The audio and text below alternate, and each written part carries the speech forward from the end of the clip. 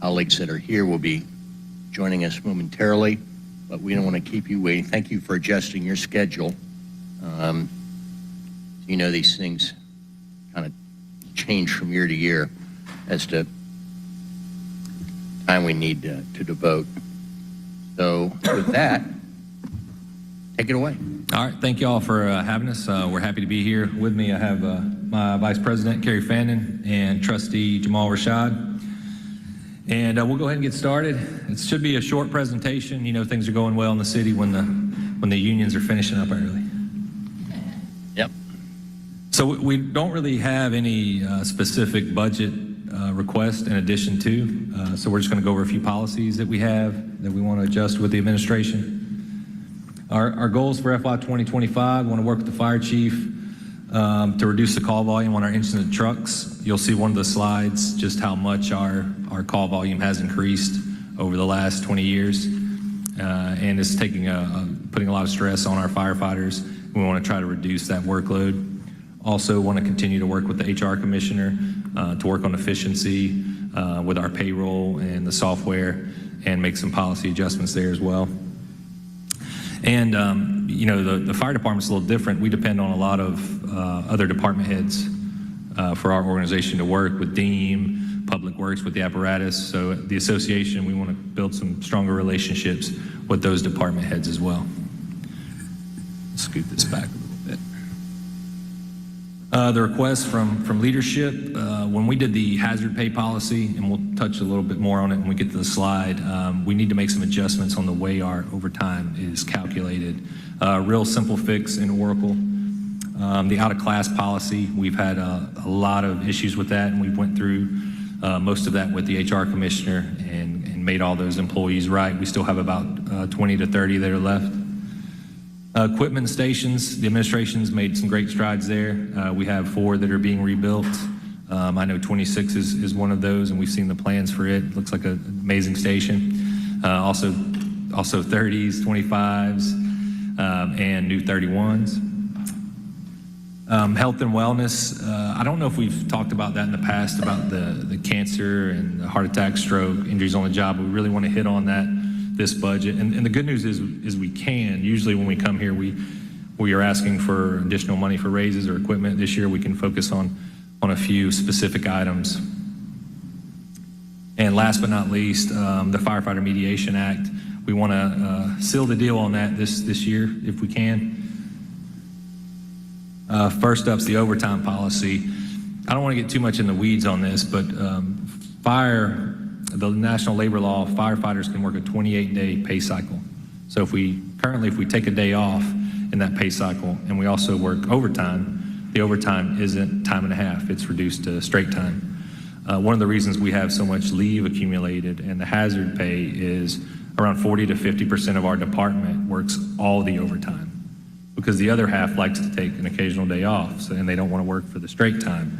So it leads to these huge amount of leave balances.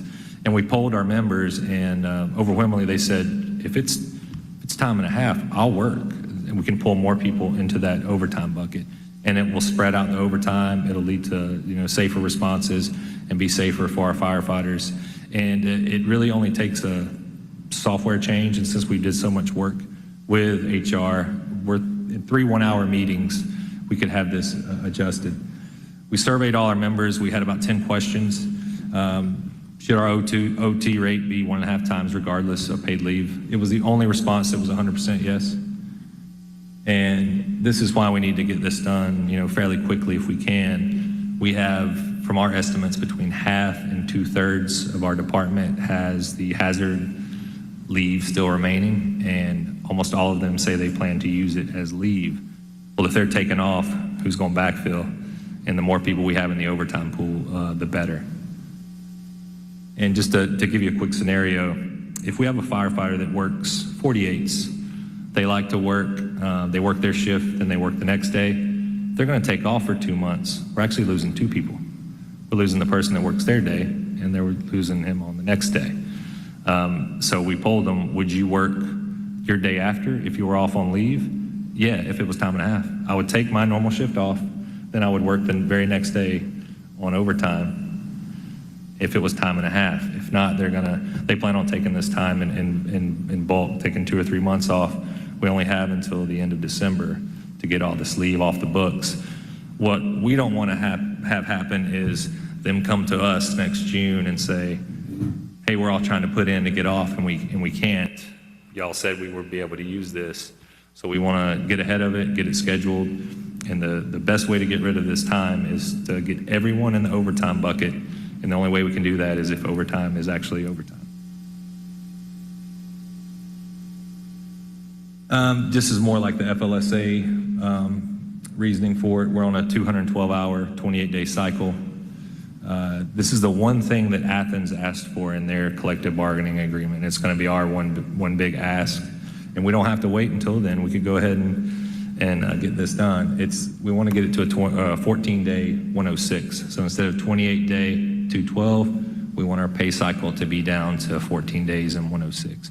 It'll lead to less payroll discrepancies.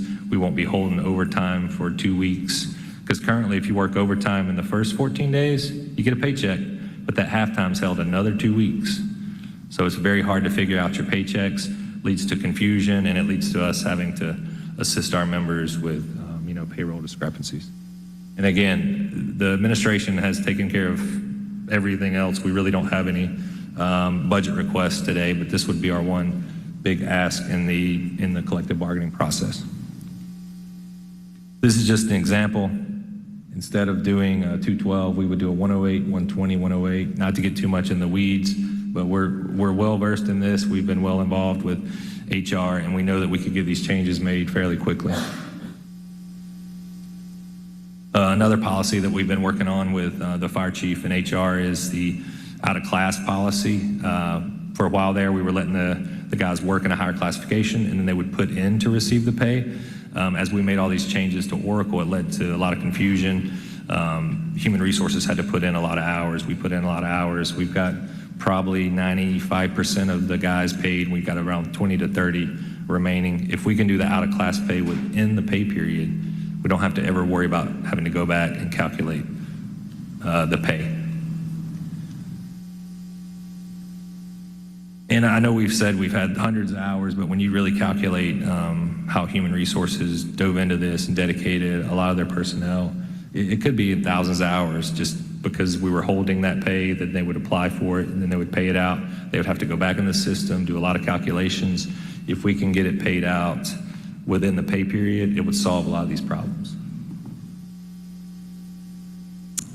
The health and wellness, cancer is it's known in the fire service. A few things have happened the last couple of years to really dial it in and wake up leaders. The World Health Organization classified firefighting as carcinogenic. It's a carcinogen in itself, just the occupation. We're the only Group 1 profession in the city where just your job will give you cancer. And if you look at this chart, the yellow or orange arrows are firefighters that have fought cancer or are currently fighting cancer in Atlanta Fire. And the red ones, unfortunately, are those that passed away from cancer before they ever made it to retirement.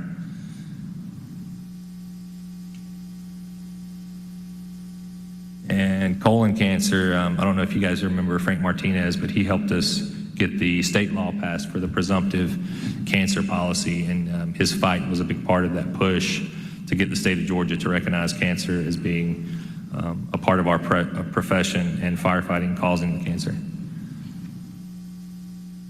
And this is the chart from the IARC, the World Health Organization, listing firefighting as Group 1 carcinogen. As you can see, the highest, our profession is the highest level of toxicity. The call reduction, there's been a lot of work at 911 Center, reducing our calls over the years. Seems like we'll make a good push. We'll drop it down 10, 20%, and then with the population growth of the city, it jumps back up.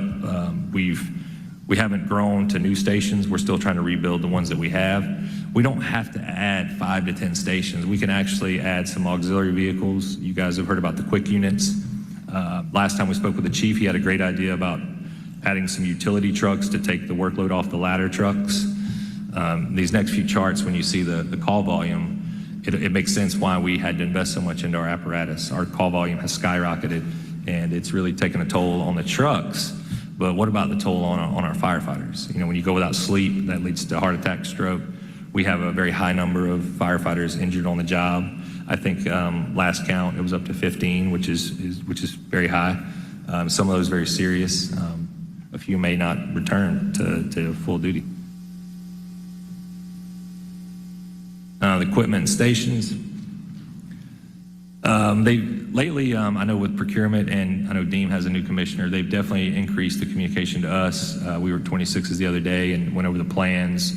No more fire poles. They're going to have a slide now, which will be cool when the kids come by, so it's the stations.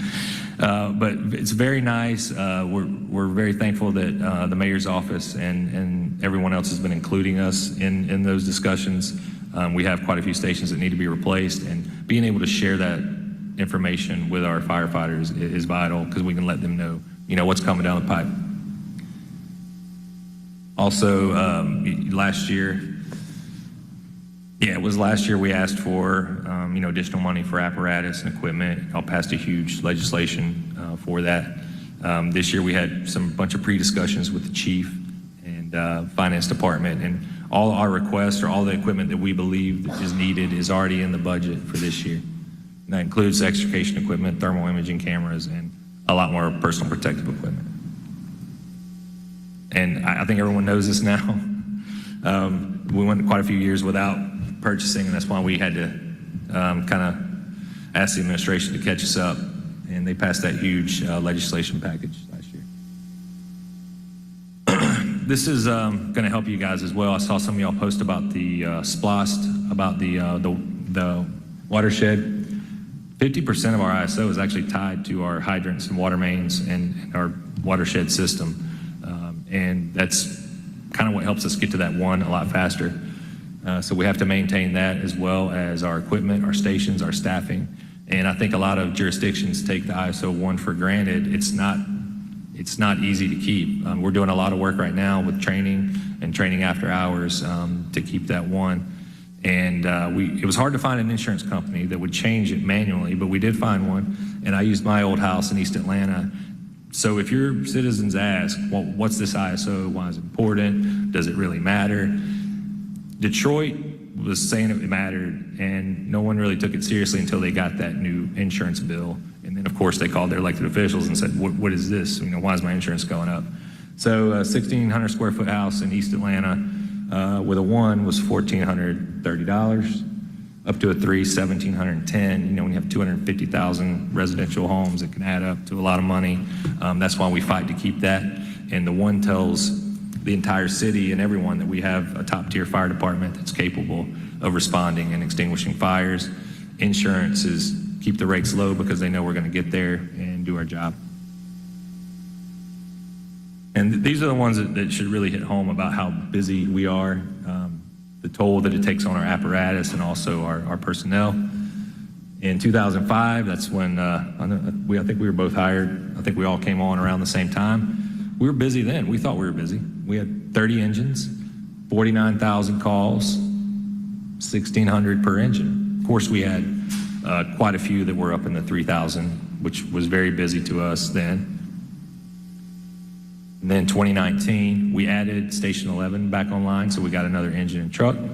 But now we're up to 85,000 calls, 2,762 incidents per engine. There's a lot of fire departments around us. They don't have a single engine that runs over 2,500 calls. And we have, I think, 6 or 7 over 4,000. And that's why the maintenance, the purchasing, we keep them on the roads constantly. Ladder trucks, they're now $2 million a piece, very expensive. 2005, they rolled out on 11,000 calls. That's about 857 per truck, and that's kind of average. You want your truck calls to be much lower. It's a lot of equipment, it's a lot of personnel. You want them to roll out on the serious calls. And then in 2019, we're up to 7. Some of our trucks tripled the call volume in those 14 years. So we added truck 11 and up to 24,000 incidents and 1,700 per truck. Since we don't really have any budget requests, we just threw in a few other things that the guys want us to bring up that are kind of hot topics. I know loss prevention is installing cameras in the vehicles. We're all for the camera. They've actually helped us get out of claims where someone said that our drivers did something when actually they didn't. So they are very valuable.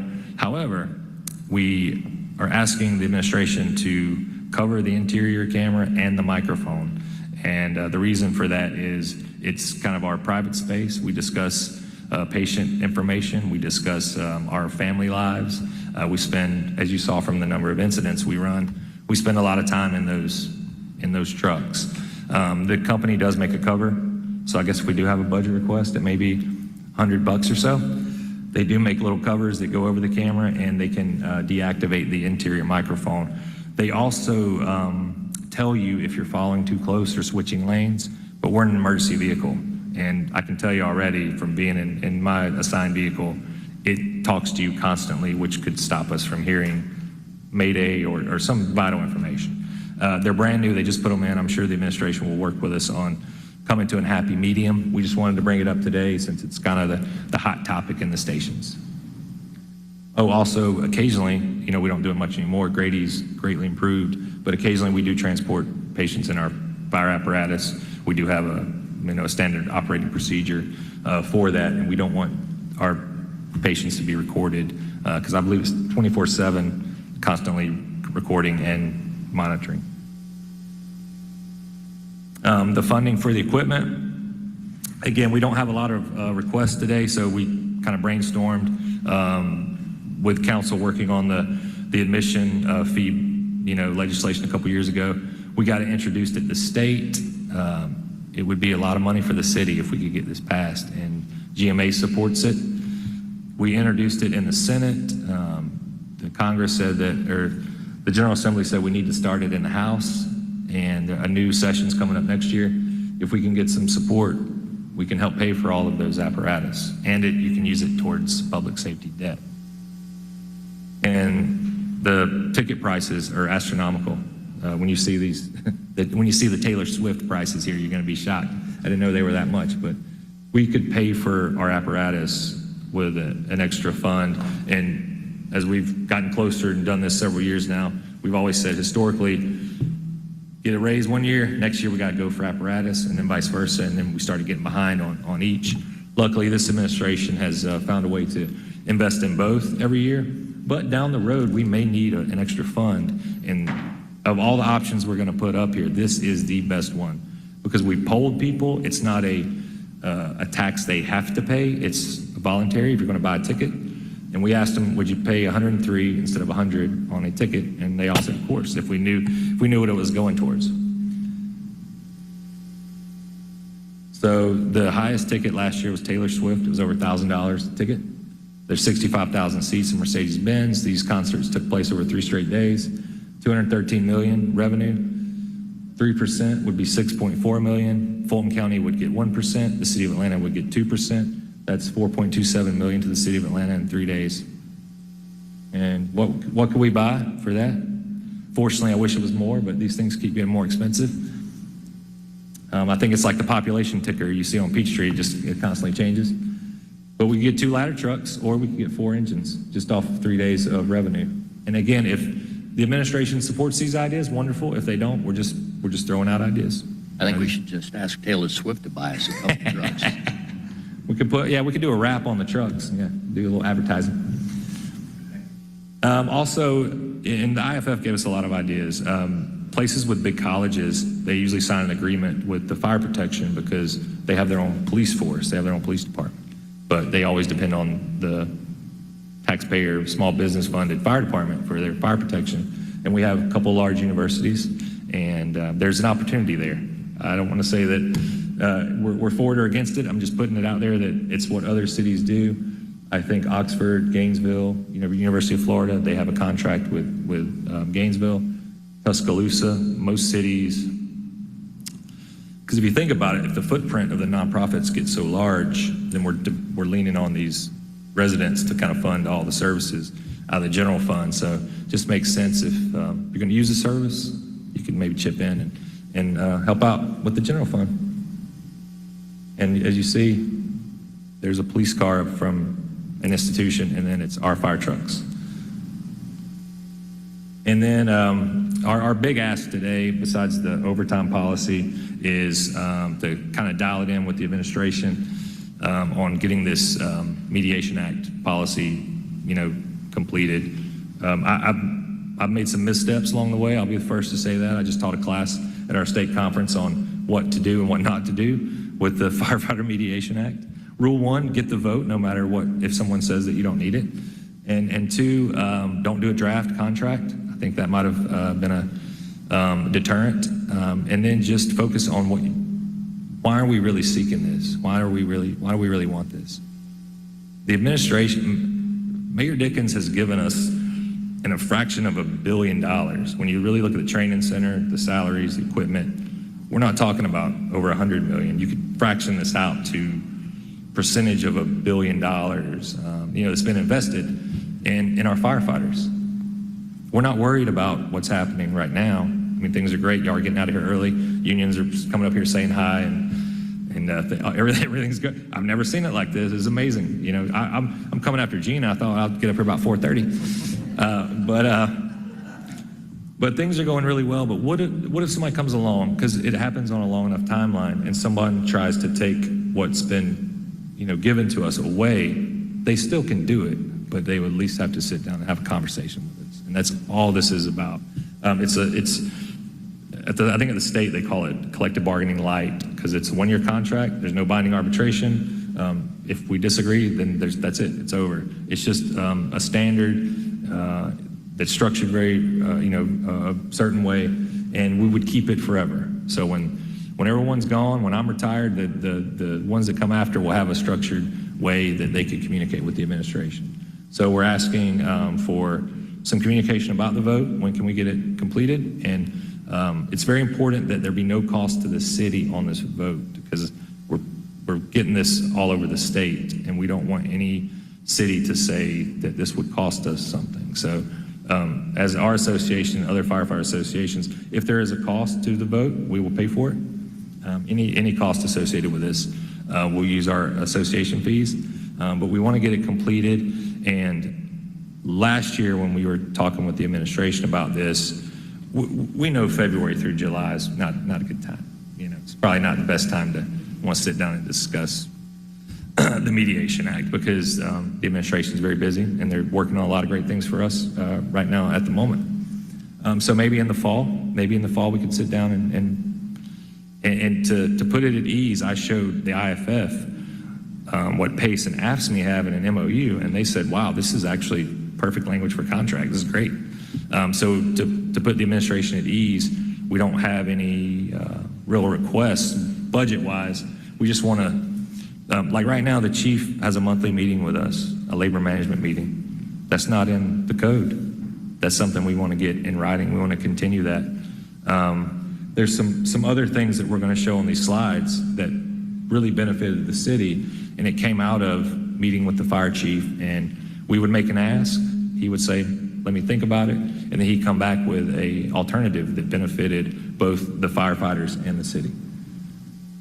And some history on this, in our archives, it's amazing how deep the labor ties are in the city.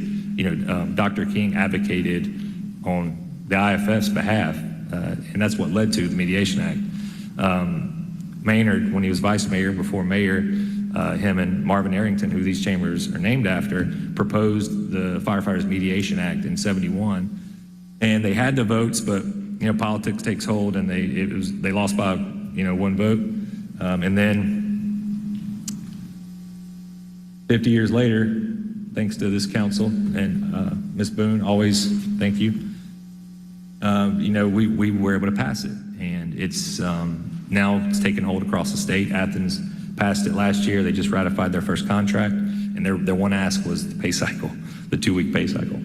That's actually, FLSA problems are a big problem in the fire department because our schedule is so different. So the more efficient we can make that, it makes it easier for us, and it makes it easier on any administration, because they don't have to solve all those problems.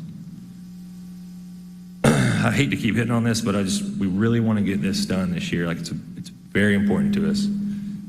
and we want to vote as soon as possible. Do we want to do it in the next 2 weeks? No, we know that Commissioner and Finance is working on a lot of great things, but we just want some communication on when can we do it, how are we going to do it, and let's just get it done. And then after that, contract will probably take about 30 to 45 minutes because they already have the language for AFSCME and PACE. These jackets up here on the screen are very, very important to our firefighters.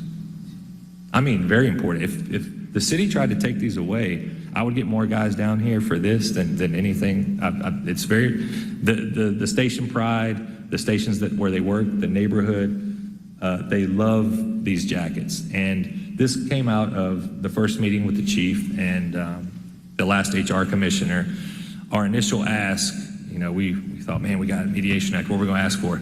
Let's ask for a uniform increase because it hasn't been increased since '97. So we get $600, a year. Hasn't been increased since 1997. So we're getting less and less, and we wear through our boots, our socks. So the guy said, ask for an increase to $1,000. We discussed it with the chief, and he was already making other increases and buying equipment. He's like, well, let me think about it. And then we just kind of lessened the SOP or the policy for the uniforms, and the ask just went away. They haven't asked for it since. But I know that if I ask this council or the administration to increase that, and we could prove it with data, we know y'all would do it. We know that y'all would, but we don't have to. So that's saved the city $400,000 annually. So for the last 3 years, y'all haven't had to give us $1,000. It's only been $600. So that's $1.2 million just from having a 30-minute conversation with the chief and human resources, because that's their job. Well, we really can't do that. What else can we do? What else do y'all need? Well, let us wear these cool jackets. Done. That was it. But we want to get this in writing because if a new chief comes along, and there are some chiefs that are prior military, that are very strict on uniforms. I'll get a lot of calls about this. If someone down the road tries to take it, they still can, but with the Mediation Act, at least we would have to sit down and talk about it. And if we explain, you can do it, you can take it away, but then we're going to have to ask the administration to increase our uniform allotment. Then that would probably quickly change that to, okay, keep the jackets. And to me, that's why this is so important. It's just communication.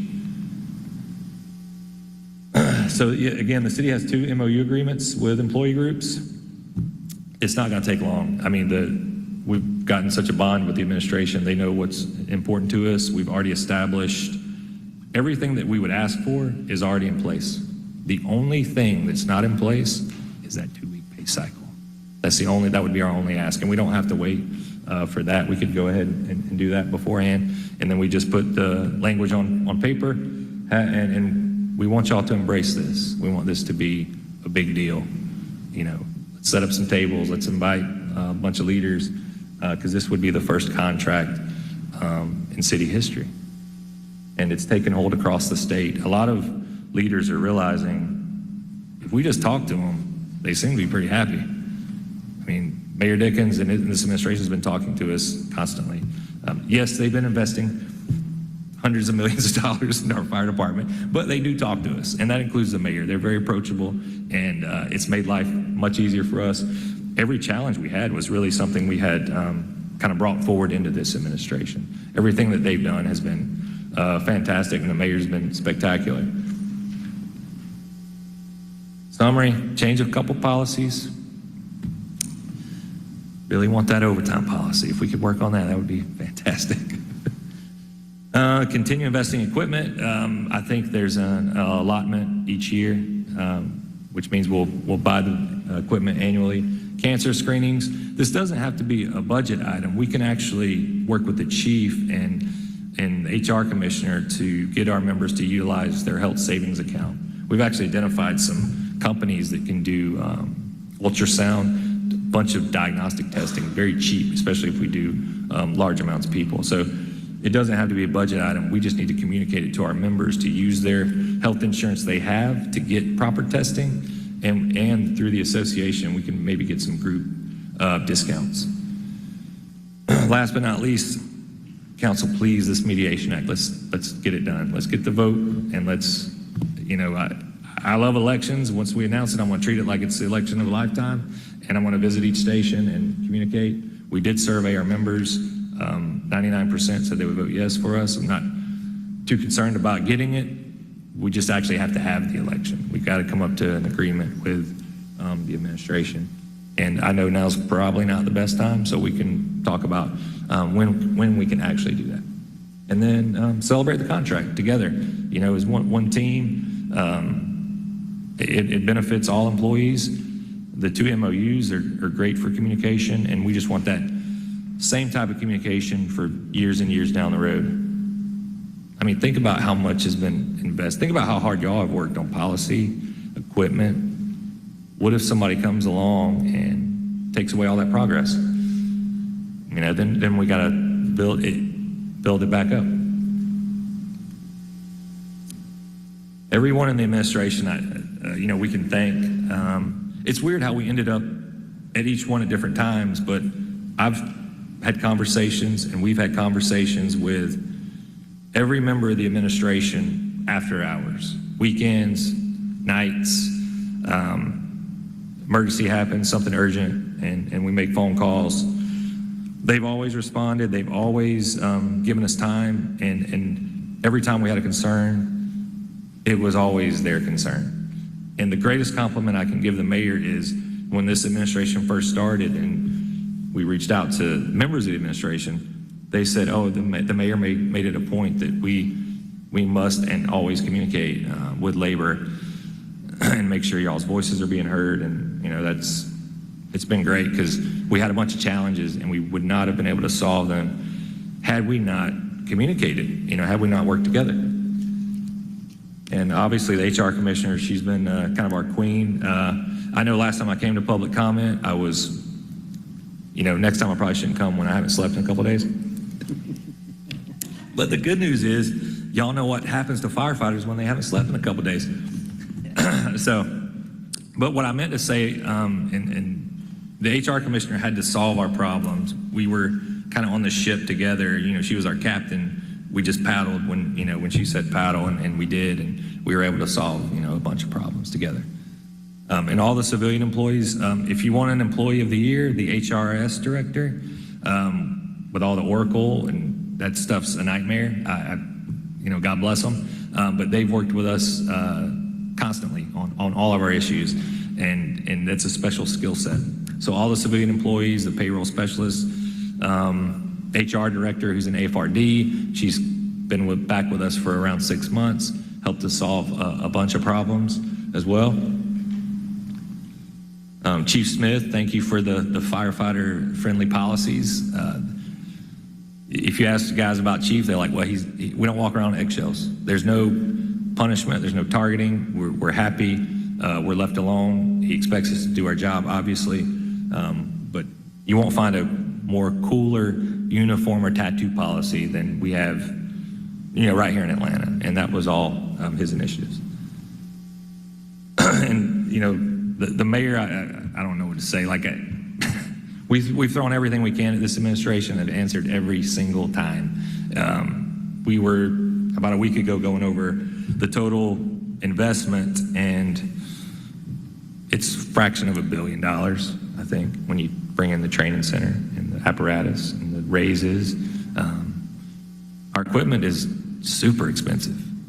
I mean, when you look at the city's budget and even raises and salaries, it's steadily going up, but the cost that the city has to spend on our equipment is astronomical, and we needed a lot, and they threw a lot of money at it, and y'all all helped with that as well. But mayor's been spectacular. We don't have any budget items. I'm sorry. We just policy, and let's keep communicating. And if y'all need anything from us, we're always here to help. Any questions? Before I recognize Mr. Hillis, I'll just quickly get my one question and comment out of the way. So, to the extent that some of what you have observed might have budget ramifications, even though they fall short of formal official asks. Fire comes in tomorrow afternoon for their presentation, and I'm sure those of us up here and/or watching and listening elsewhere have taken note and will probably ask management some of, for their responses. So my question is, have you socialized all these things with them prior so that they would be able to give us a response? I think everything that we brought up today is either come up in labor management meetings with the chief, or it's just business we've talked about, many, many months ago. Like the Mediation Act, chief's been with us since the beginning on that. Most of the stuff was his policies, like the uniforms. Am I missing anything? I think we've discussed, yeah. We did ask, and 2 months ago, we asked in our labor management meeting about equipment that people bring to us. They say, hey, I think we need this in the budget. This is getting older. So we brought a list to him, and everything was already in the budget. Okay. And then my comment is just to sort of underscore something you already said. And I know we're all equally frustrated and anxious to get your negotiation process over the finish line. You are right. I mean, not only is it budget season and, that's all hands on deck, this administration is also wanting to redo pension plan and health care benefits and institute a completely new pay and class system. And so it's kind of shared murder on all of us right now to get these things done. But I can tell you, and the commissioner knows, she's heard from all of us, same thing is, it seems like everyone wants to do this. It's just frustrating that Right. we're at the 1 foot line. September, August, like Okay. We're good. Yeah. The absolute worst thing we could do is, she's basically tackling everything at one time, is do it right now. Like we thought we saw a window a little bit ago, but now that we're in, May 1st to July, it's grind time for the administration. We can definitely do it this summer, late summer, early fall. Your patience is noted and appreciated, Mr. Hillis. Thank you, Mr. Chair. Mr. Bailey, just a few comments. Looking forward to you all pursuing the concert bill again. So please let me know, any way I can help this upcoming season across the street. I would mention that would be a lot of good revenue to help build our fleet back up, rebuild our stations, et cetera, and also would also benefit fleets. Just a few questions. This, of course, is not on fire, it's on DPW, but just wanted to check in with you. And I know we're making progress in ordering new trucks and new engines. For those who are going to take some time to come in, what are y'all seeing as far as how many engines and trucks that we have out of service, and how quickly are they getting turned around more quickly? What's the status on that? I think around every 2 weeks we get a couple more back online. I think it's. I mean, do you have an opinion on where we're at right now? Turn on your. Yeah. Oh, I'm sorry. So I would say 2 or 3 maybe down. But then they cycle them through the shop, and the reserves that we received have made a huge impact. And I think we got a few more coming in. So as we take hold of those other 3 engines, that'll probably, hopefully, take care of the engine issue. And then we have the hybrid trucks coming in. We have 1 TDA coming in summer, I believe. Hopefully by this fall, we'll be in a much better space. I'm actually glad you asked that question, because the IG report, when that comes out, we want to be involved in a roundtable discussion, because what we found, cities that consolidated departments are the ones that are kind of had the issues we had, because it's the communication getting back around to the fire chief or to public works. So maybe we need to add some positions in the shop, fire specific, or upgrade the training that our technicians have. I think that's one of the issues, but we are looking forward to that report. We're actually putting a lot of faith into it, and hopefully it can be a guide for the administration on how to invest in our apparatus and the shop and make some major changes. And staying on kind of the subject of, as you brought up, you all rely on other departments for a lot of stuff. Another one of those departments is DEEM. What is the current status, you would say, on kind of station maintenance? And I'm talking about everything from cutting the grass to, we've got a toilet that's clogged up and can't use the bathroom to, kitchens that are falling apart. They have contracted out the yard maintenance, which is a win. And, to give credit, that wasn't labor. We've always advocated for it, but I think the maintenance to the lawnmowers and the equipment was getting so high. I think the city realized it's better to just have a contractor. So we've contracted out the outside station maintenance, which is, a win for the guys. They don't have to do yard day on Friday. They can do some training or other things. But DEEM has gotten a lot better. Again, that's something we asked for, and I know we're working with the chief, where if we could have another liaison. It doesn't seem like there's ever any ill intent. Everyone wants to make everything better, but it's the communication and how quickly we get the feedback to the stations. With that consolidated department, sometimes things kind of get lost in the loop. And there was a situation, I think a year ago, where a few stations didn't have AC. DEEM, we put in the paperwork, got lost in the, electronic, cyberspace, and DEEM didn't know about it. It's just, if we had a liaison, sometimes you need a person. If we had more people to communicate and problem solve, we could probably get those problems solved a lot quicker. It does seem like things are going to move quicker on the stations. I think 26 is slated for a rebuild, along with 30s, 25s, and 31s, and 22s. Almost getting there, almost finished. 5-6 years later, coming down the home stretch. That's all the questions I have for now. Thank you. Anyone else? Ms. Boone.